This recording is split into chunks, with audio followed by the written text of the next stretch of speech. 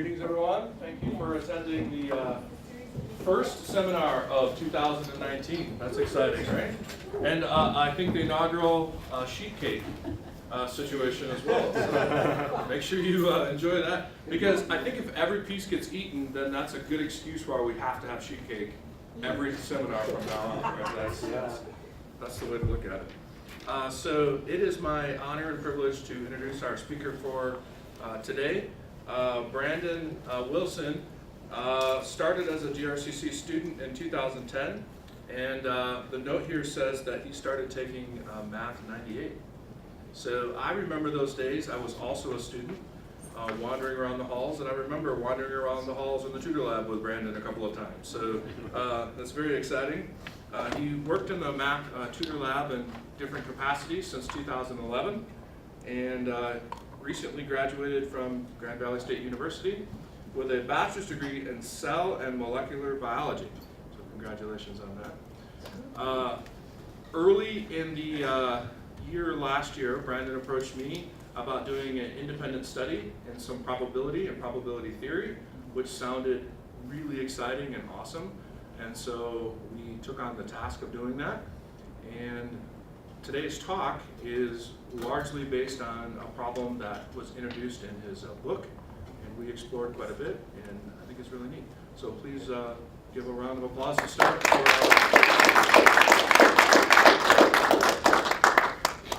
Okay, so yeah, this was like one of the first problems that we looked at, and it came up again and again as we went through the probability theory. So this was a problem that was based on a game that was a card game that was actually played in France in the 17th century called Treize, which is just French for 13. And I'm going to show you how to play the game, and then what I want to do is have everyone do at least like 5 rounds. Let's actually exactly 5 rounds. So, and then just record your wins and losses, and I'll tell you how to win and how to lose in a second. So you start with a completely shuffled deck, and I haven't shuffled any of these, so you should shuffle between each round. So okay, and the way the game was played is that one player would count 1, 2, 3, all the way up to 13, as the other player would turn over the cards, each in turn. So 1, and if the card that you turn over is an ace, then it's a match. Okay, and then 2, 3, 4, 5, 6, 7, 8, 9, 10, 11, 12, 12. Okay. So I have a match, and this is a good one. So because I also wanted to mention that Jack is 11, and that Queen is 12, and that King is 13. So okay. So I have a match. So that means that I won that game, and the last one. I have 2 matches. But that doesn't really make a difference as to whether I won the game. As soon as you win the round or the game, as soon as you have at least 1 match. So if you can just record your wins and losses, you don't need to keep track of how many matches you have. So, all right. So Jack is 10. Yeah, let me write that down. So, yeah.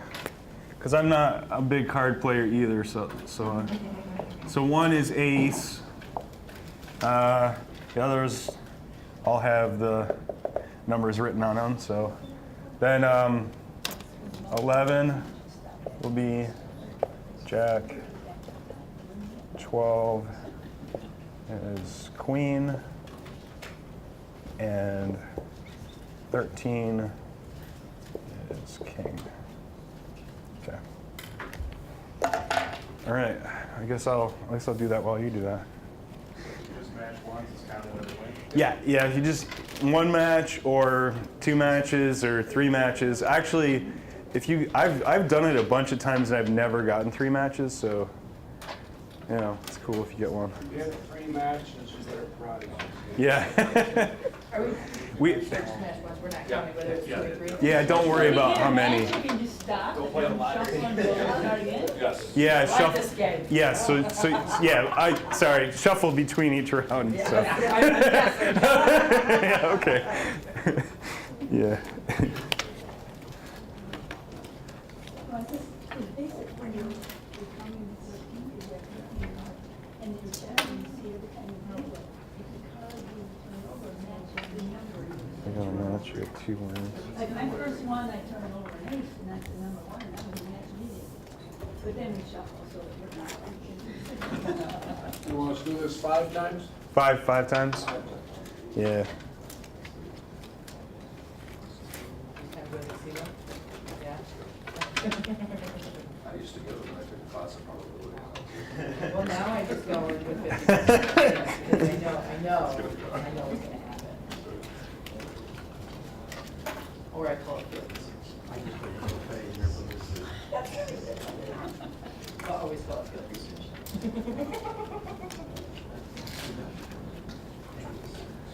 I got 2 and 3 like next to each other. What'd you get? I got 2 and 3 next to each other. Oh yeah. Oh, you mean in subsequent rounds? Yeah. Yeah. we're So taking far I'm it. at 50-50.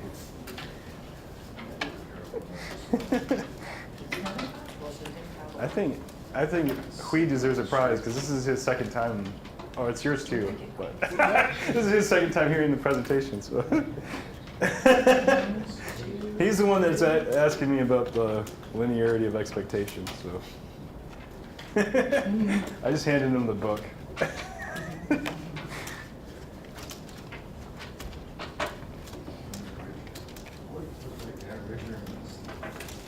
That actually happens during the presentation, when you invite the person up to do it themselves. Yeah, I showed him. Yeah, you've seen it now.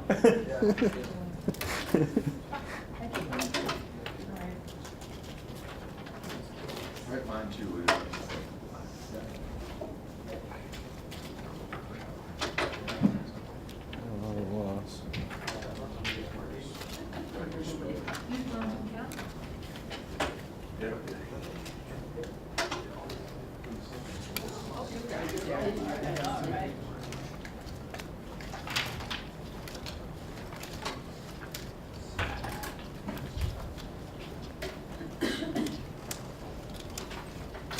Okay.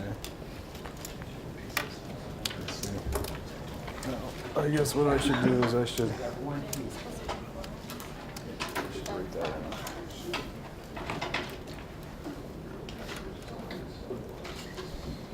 Let's see.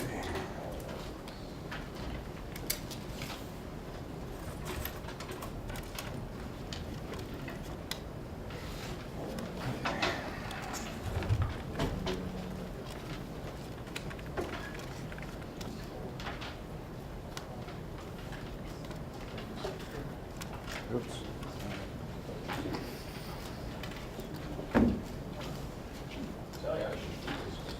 Yeah.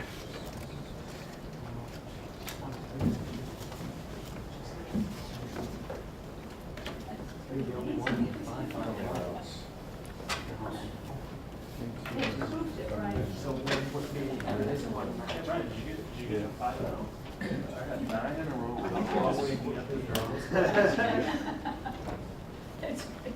want to read that out loud? Who else we got? I think those of us that went 5 and 0, we should Oh, have man. an 8 together. 9 in a row. Put up some stakes for you. Nickel and 8. All right. Maybe I have some. All right. Well, I was going to record this so we can. Let's see. 2.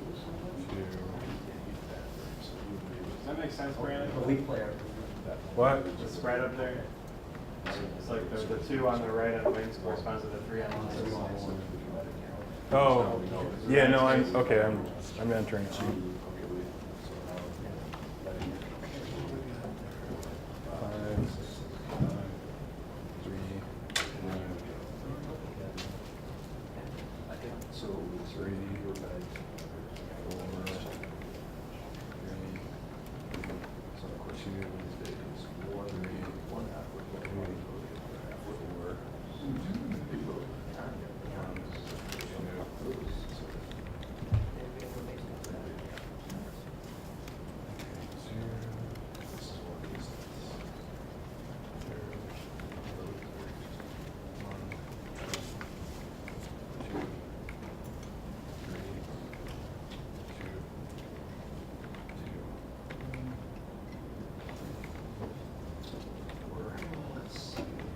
Oh, all right, somehow The top 5 is extra. it is? Yeah. All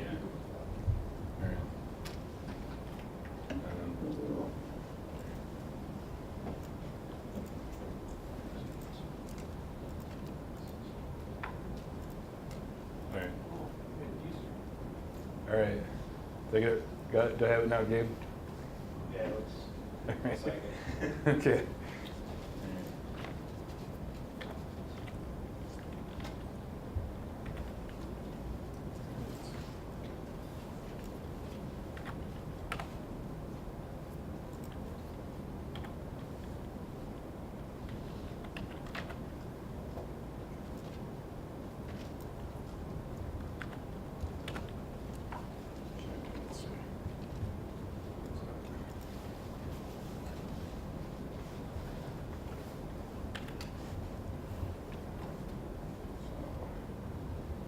What to do?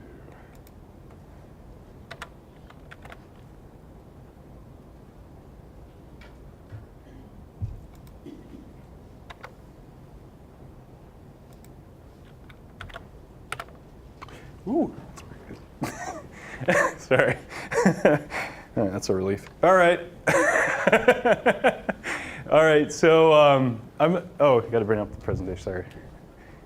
Whoops. All right, not too bad.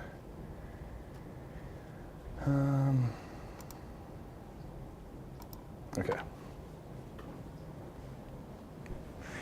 Okay, so I'm going to go through and talk about how the mathematical derivation for the probability of winning this game.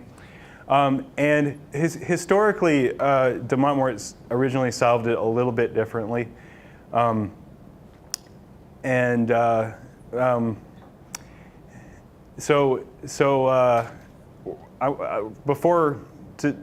Before we get right into the probability of winning the game, I'm going to go through and introduce some concepts that we're going to use in the derivation. All right. So the first is the naive definition of probability. And this is a definition of probability that we can use if events are equally likely and they're independent. So it's just the number of favorable outcomes divided by the number of total outcomes. All right. The next is a random variable. So a random variable, you might have heard that term mentioned if you have had a stats course, but just to define it, it's actually a function. It's a function that maps from the sample space, which is all the possible outcomes of an experiment, to the real number line. So if event 1 happens, S1, then that gets mapped to 4 on the real number line by this hypothetical random variable. And I want to emphasize what it is that's random about a random variable. What's random about a random variable is what the result of the experiment is. So the randomness is all in the sample space. Once the event occurs, the mapping to the real number line is determined. So if it's S3, it will be a 1. Okay. And a special kind of random variable that we're going to use is an indicator random variable. which is a random variable that has the value 0 if the event doesn't occur, and the value 1 if the event does occur. Okay. Now, the indicator random variable as a function is a linear operator. And what that means is just that it satisfies these two conditions.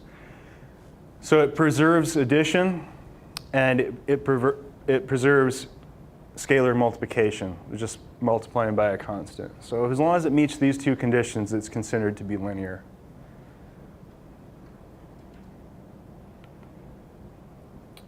Okay. So these are some of the properties of the indicator random variable. And these are also on your handout, because we're going to use a couple of these when we do the derivation. So I thought what I'd do is just run through a couple of the possible cases for each of these. So if so this is the indicator random variable for some event A. So if that event A occurs, then that value will be 1 for that random variable. So then you just have 1 to the k equals 1. So since 1 to any finite power is 1, that one checks out. If the event A doesn't happen, we have 0 to the k equals 0. So that also checks out, since 0 to any power is 0. Okay. Now this notation here is A complement. So the complement of A is that A does not occur. So if A complement occurs, then A will not occur. Okay. So for this one, we would have, let's say if A complement doesn't occur, then that would be 0. And then if A complement doesn't happen, that means A did happen. So then we have 1 minus 1. 0 equals 1 minus 1. So that one checks out. If A complement does happen, then we have 1 equals 1 minus 0, since if A complement occurred, then A didn't occur. So we have 1 equals 1. Okay, so now for these two, we have the intersection and the union. So the intersection just means this is the indicator random variable for A and B. So let's run through that one.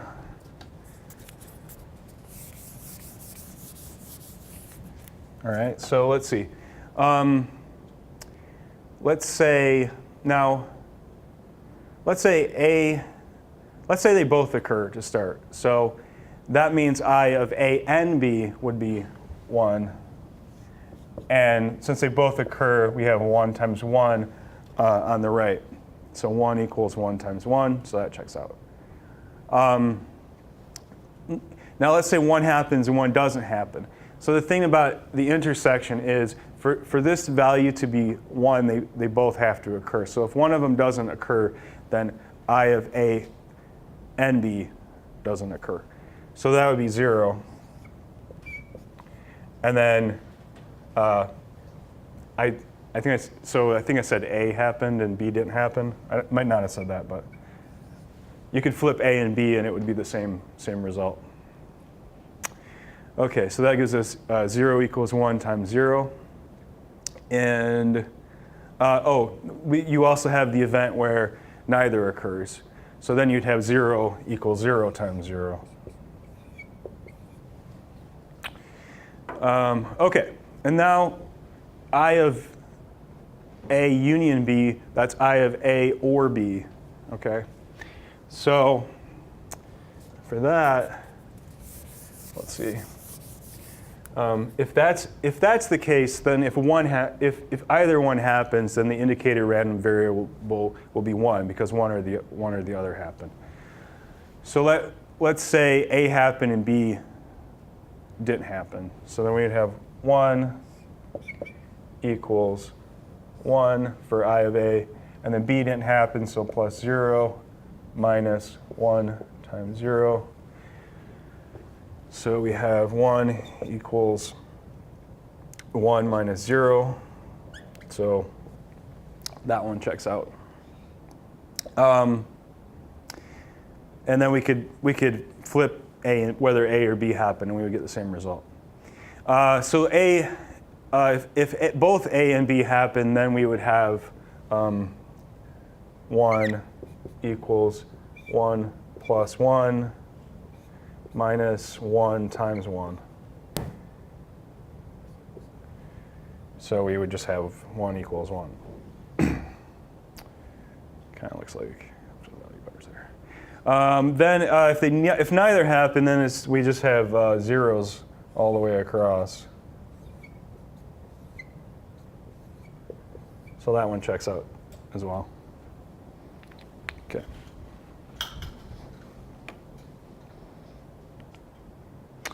Okay. This is the formal definition of expectation for a discrete random variable. Don't worry about that if you're not familiar with that notation. The basic thing to know is just that expectation is a probability weighted average for all of the possible values that the random variable can take. And you can think about it as if you were doing an experiment many, many times, that is the result that you would expect to get. If you did an experiment many, many times and you average the results, it's what you'd expect the average to be.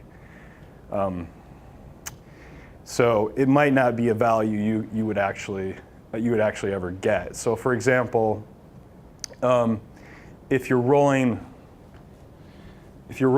a die over and over again, you would have the probability for each one would be 1/6.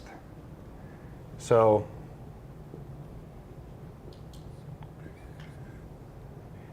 and that would be the weight for each possible outcome. So the outcomes would be 1,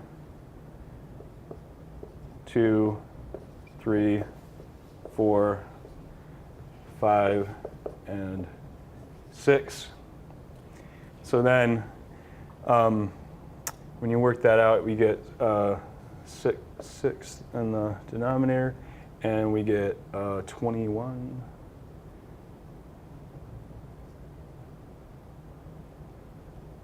Yeah, 21. All right, so that's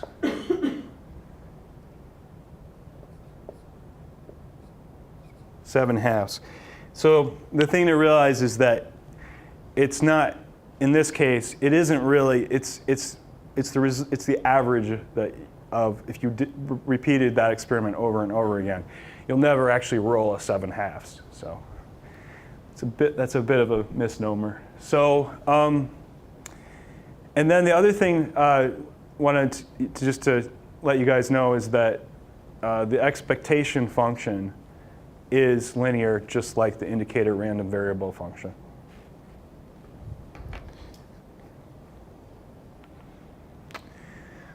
And this expression here, P of A equals E of I of A. Sometimes I use this subscript notation. This is also function notation. So I sub A and I of A are the same, mean the same thing in this context. So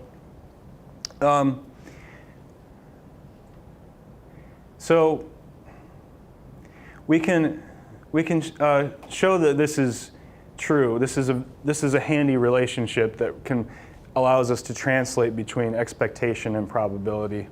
But for the indicator random variable, the two possible values that x can have are 0 and 1.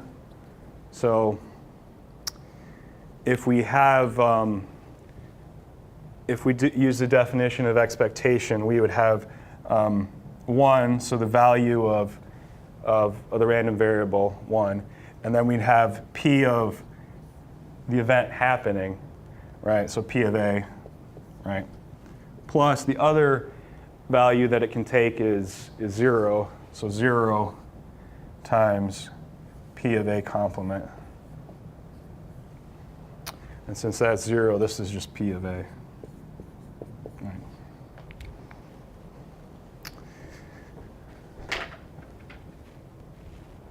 Where did I set that down? Yeah. All right. Okay. So let's begin to try to figure out what the probability of winning the game of trays is. So just to define some variables, so we're going to let A sub I be the event that the ith card matches. Now, the probability of that is the union of all of the A sub i's, which is what this is indicating. This is, some of you may be familiar with sigma notation. It works in just the same way. But it means the same thing as this. So if that, so it's just the probability of A sub 1 union, so or A sub 2 all the way up to A sub n. So any one of those things occurring, having a match on any one of those cards in that sequence means we win the game. So that's the probability that we're looking to find. Okay, and since that probability is difficult, it's difficult to find it straight away. We're going to look at the complement to that, which would be the intersection of all of the A sub I complements. Now, remember, intersection is and, right? So that means the complement is that none of the cards match. So we have to have the card not matching on all of those for that to be the complement of winning the game. So that's why these are this is a union and these are intersections. Okay. All right. So let's get going. So first, we're going to apply the linear operator I of A to both sides of our equation.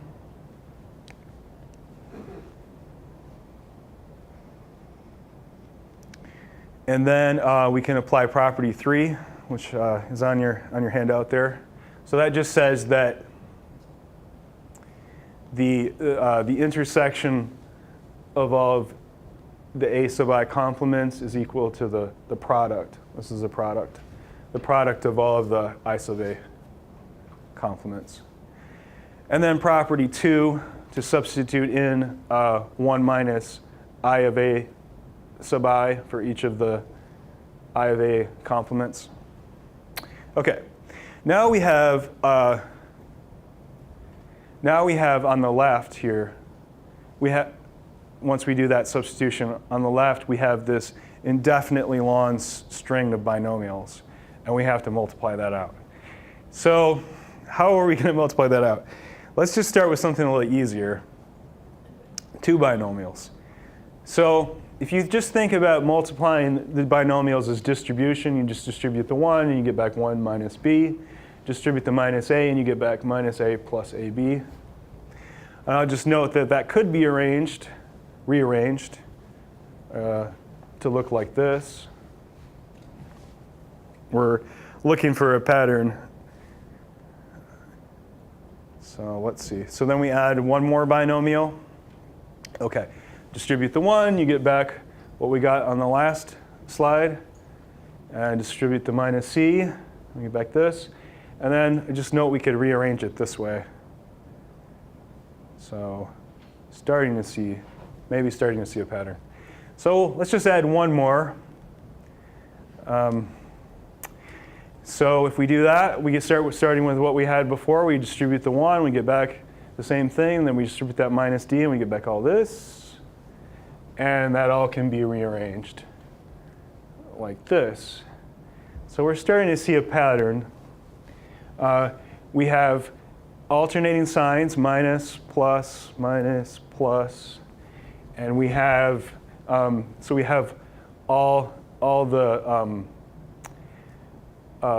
single letters, all the pairs of letters, all the triples of letters, and then finally all 4 letters, just the product of all 4. Okay. Okay, and if we look at this, each of these examples, or each of the 2 binomials, 3 binomials and 4 binomials, we'll see that the number of terms follows Pascal's triangle from the 3rd row down. So we have 1, 2, 1, 1, 3, 3, 1, and 1, 4, 6, 4, 1.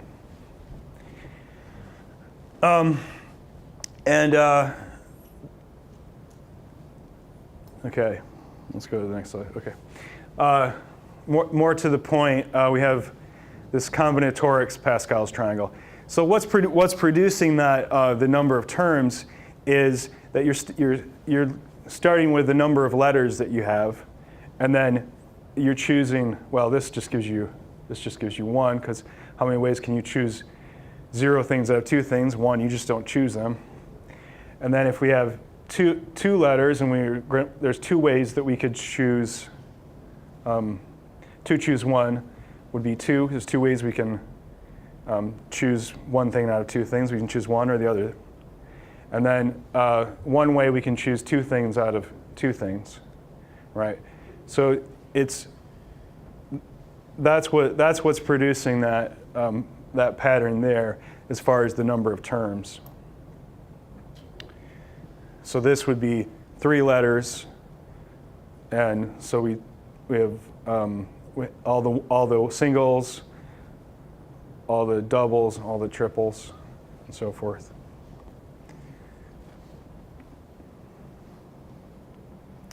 Okay, so we're ready to multiply it out.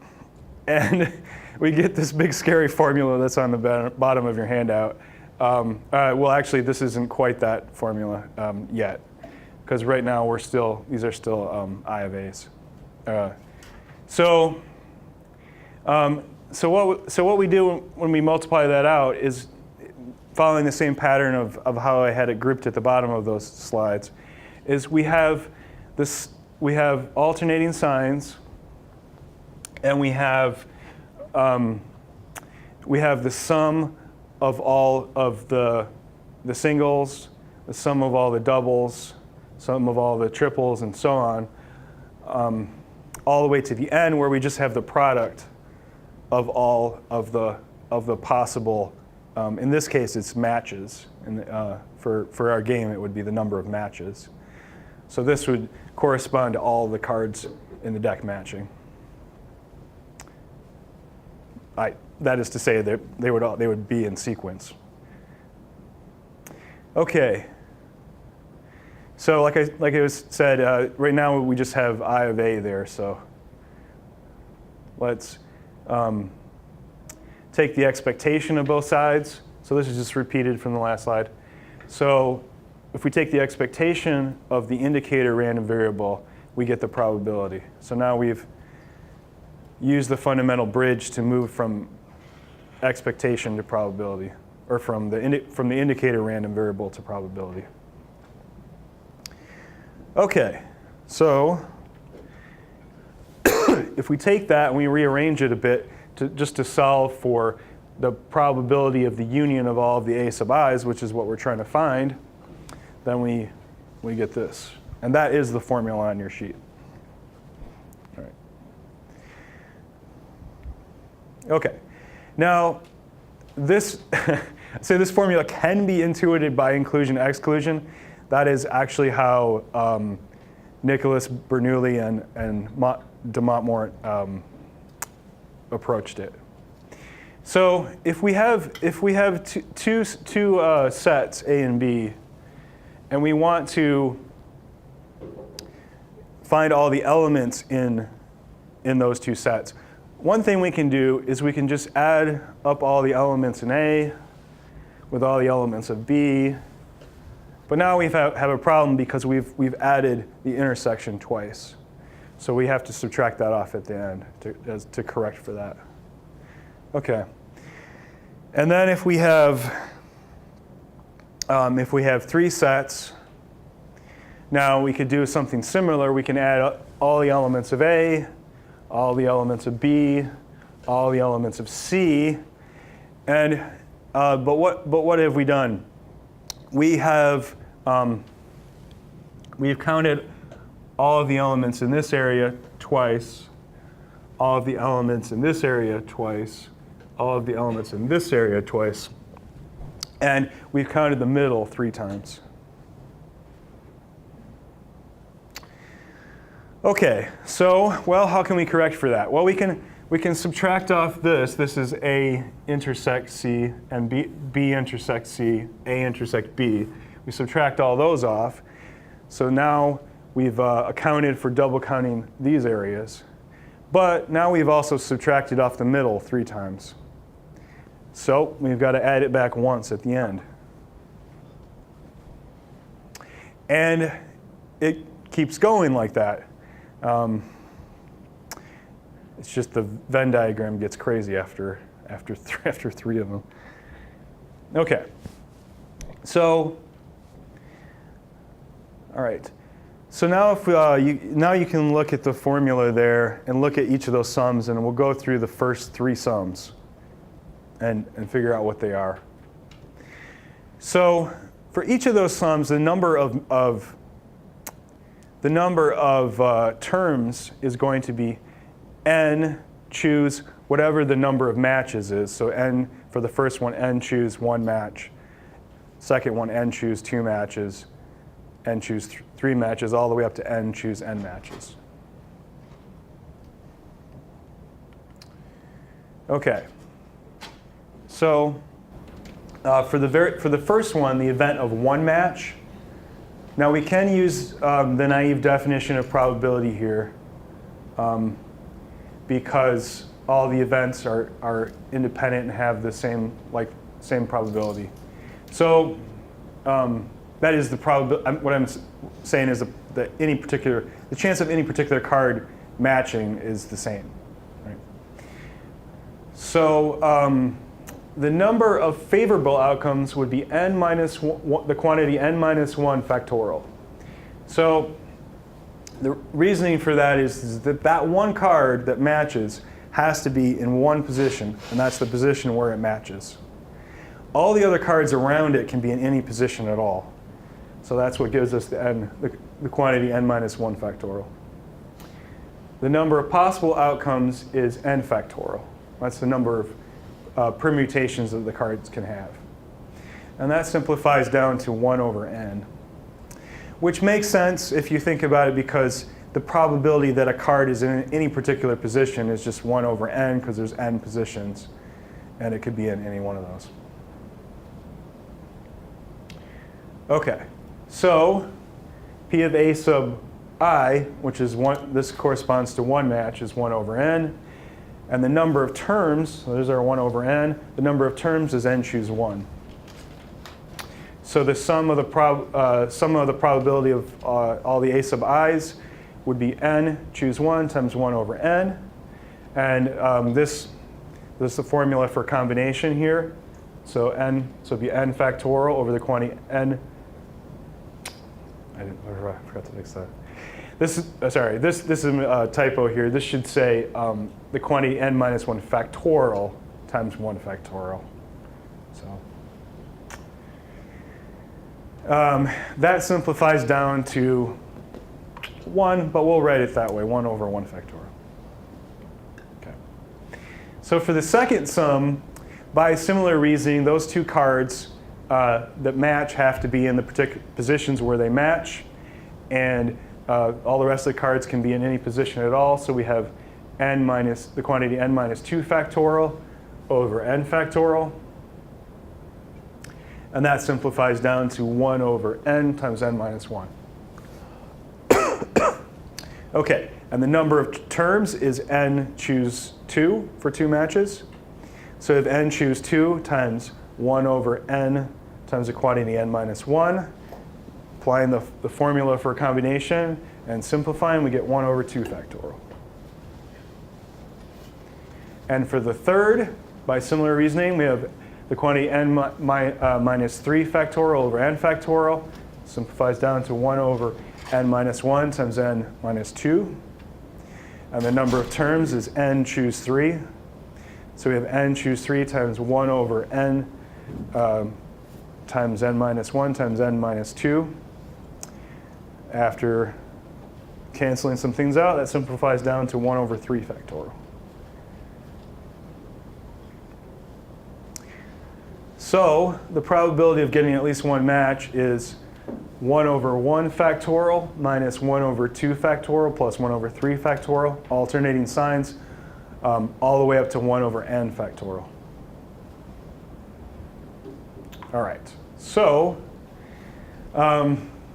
let's just add a 1 and subtract a 1 and factor out a negative from the second and all subsequent terms. And in the parentheses here, we get this, 1 minus 1 over 1 factorial plus 1 over 2 factorial minus 1 over 3 factorial, alternating signs all the way up to 1 over n factorial. Okay. Okay, but that is approximately this, which is if we were to just let n go to infinity, we would just keep going, alternating signs like this. But this is the series expression for e to the negative 1, or 1 over e.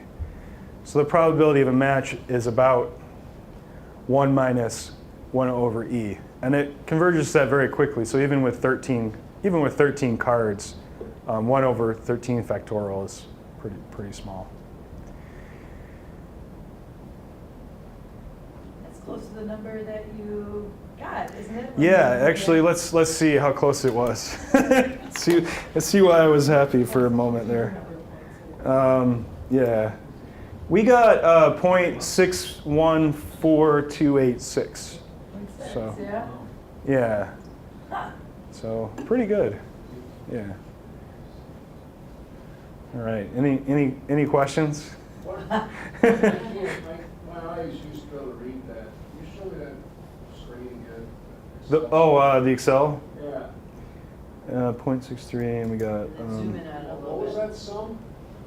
On the left-hand side, the wings? 43. Yeah. 40. You Yeah. know what? But did you add that last? There was one that was added at the end, a 5 and a 0. Oh. Because, and that was Justin who put that up there, I believe. And I'm so glad you did that because that made the math doable by hand in my head. No, because that 43 becomes 48, Yeah. and your total becomes 75. And that's 16 out of 25, and that is 64%, and that is. Oh, okay. Five All right. zeros up there Amazing. twice, because it's been shipped for 3 times. Oh, What did I A miss? couple people that I need to see. go Yeah. have a playoff. yeah. I was just thinking to myself, it's just amazing how it's supposed to be 1 minus 1 over e, and we're really close to it. You know, folks, we did it good. Okay. Without ever getting the zero. Let's see. Well, here, I'll just put it here. What was it again? 5 and 0. 5 wins and. You don't have to fix it, I was wondering, because what I thought is, All right. I can't add. Whoops. I gotta fix that Be true. formula then. Exactly. Yeah.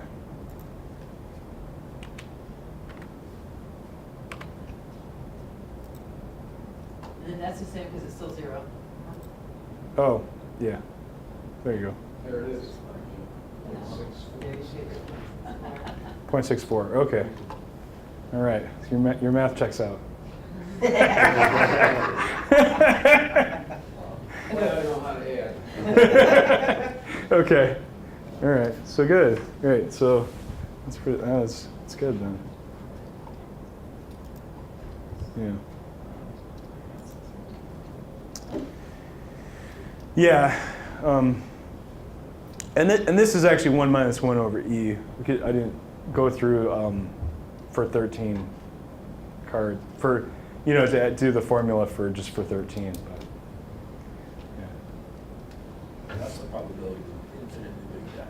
Yes. Yeah. Exactly. Yeah. So there's two different intuitions people have for that. If you just ask people to guess, which maybe I should have done at the beginning, but. So on the one hand, you're playing forever, so eventually you're going to get a match. That's one intuition. And then, but then on the other hand, there's an infinite number of cards, so there's an infinite number of positions that the card that you need to match is going to be in. So the other intuition was that it should be 0, and those things just balance out to give us 1 minus 1 over e.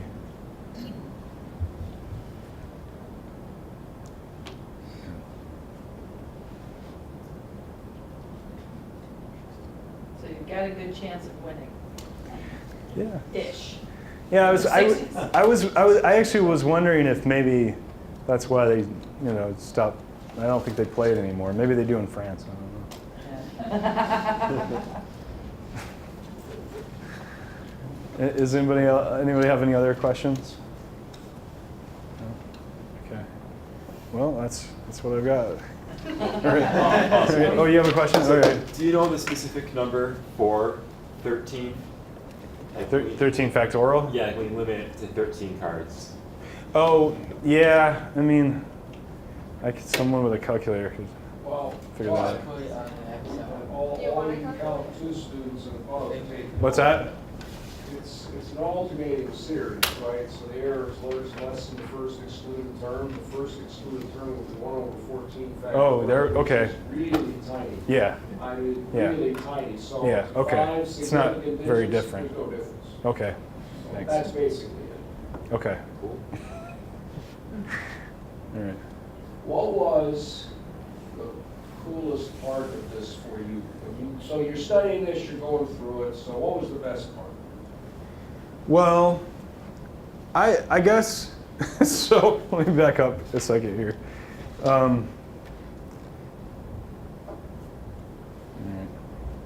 Let's see. So in the book I have.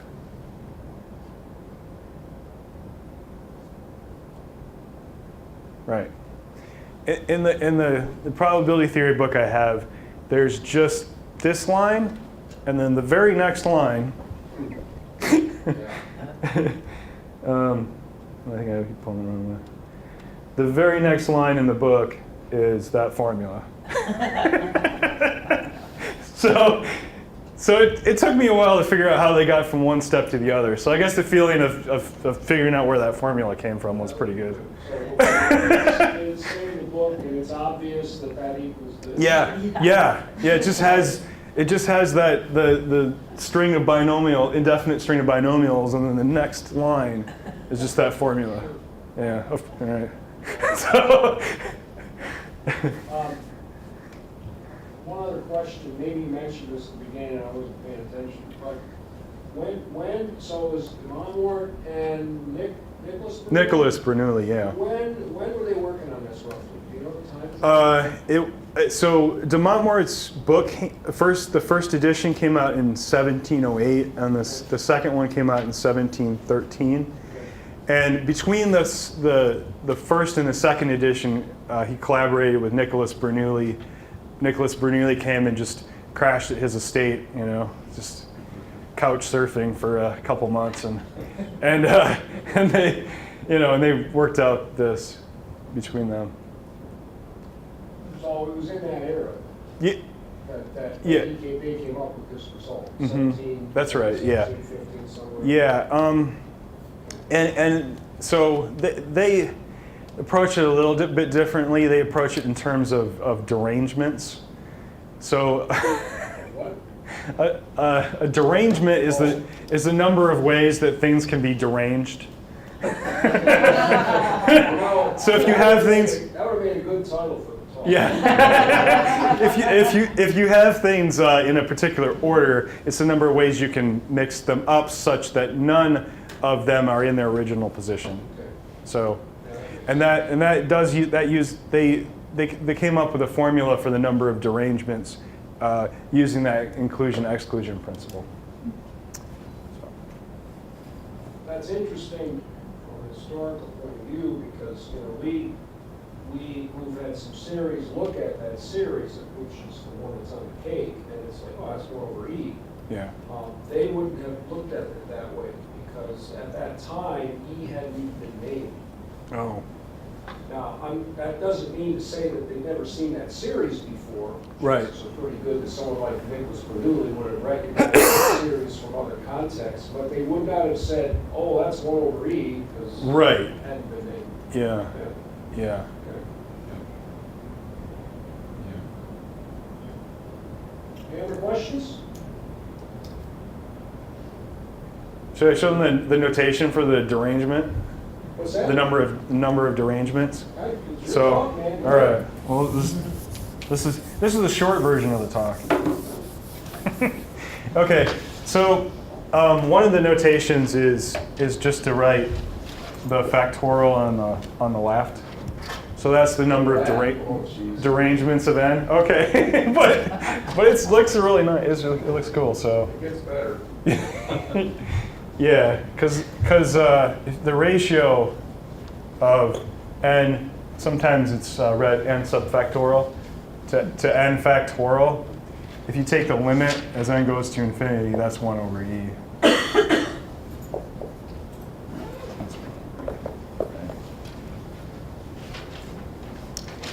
And yeah, so that's. So I like that notation. Another one, though, that you'll see sometimes is people write d sub n, or lowercase d sub n. That's the number of derangements. Yeah. So that's the deranged definition of 1 over e. Send me that notation with the factorial on the left. I thought, what is this going to Yeah. Never seen that notation. Yeah, I don't know. Always learned Anyway. And thank you very much.